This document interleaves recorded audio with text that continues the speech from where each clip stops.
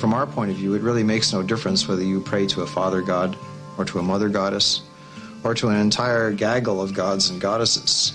Michael Aquino was a high-level officer in the National Security Agency.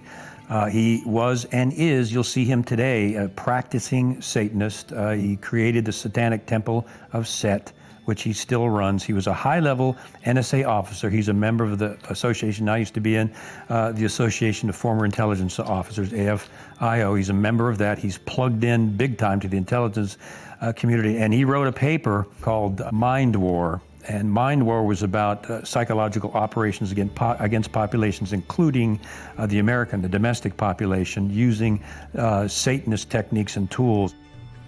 Aquino was first involved in MK-Ultra operations during the Vietnam War as part of the Phoenix program.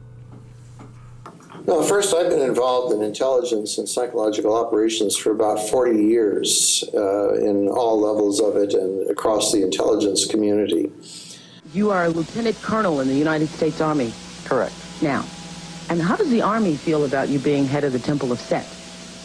The Army has known about my religion for the entire span of my Army career, which began in 1968.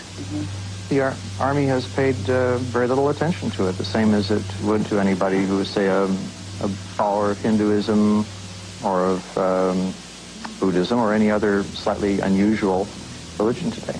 He was occupied a position at the Presidio, which was a training facility for the U.S. government, and it was uncovered that he was running a pedophile ring. I think 50 kids came out and fingered him as the guy that had done sexual acts on them as children. It went to trial.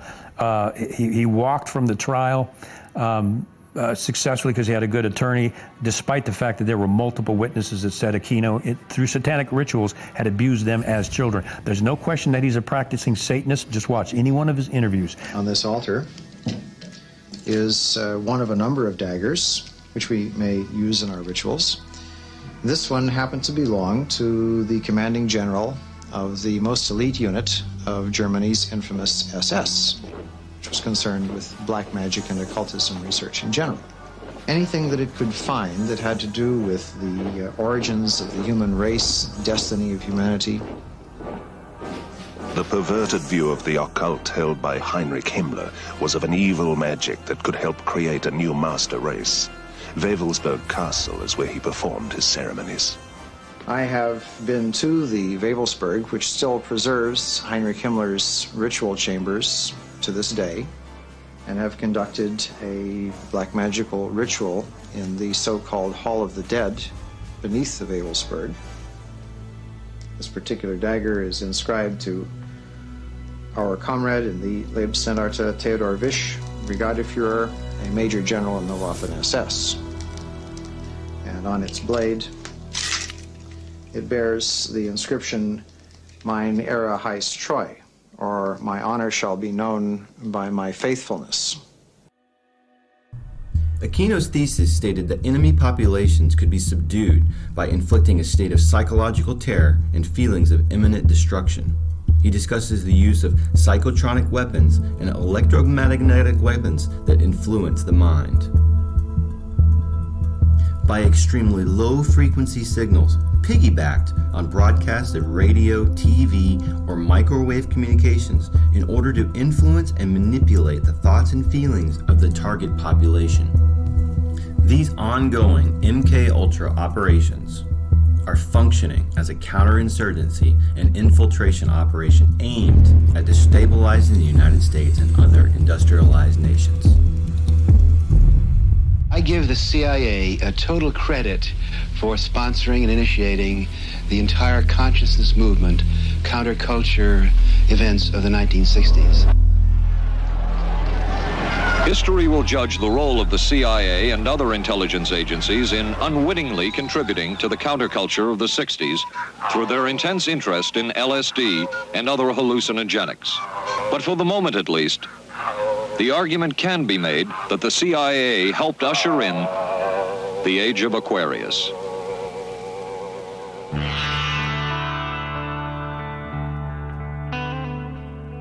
Laurel Canyon was the epitome of the summer of love. I mean, we saw the possibility of a way we could live. It's odd because in Laurel Canyon, so many of the soon-to-be stars there, their parents were in either the military-industrial complex or intelligence or the Pentagon. In Frank Zappa's case, his dad was working at Edgewood Arsenal, where they were doing biochem studies, psychotropic, and exposing U.S. troops to VX nerve gas and other things. The family kept gas masks in their house. He grew up with that in case there was an accident.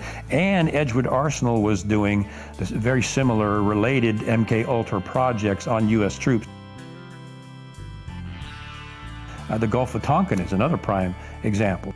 The commander of the Gulf Fleet in the Gulf of Tonkin, his son was Jim Morrison.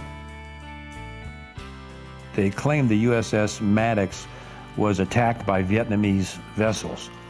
It was never attacked. As a matter of fact, they put ghost ships on the radar to make it look like they were Vietnamese ships. The Maddox was never attacked. It was an actual, literal false flag to enable the U.S. to declare war on Vietnam. So Jim Morrison's dad was involved in the false flag of the Gulf of Tonkin.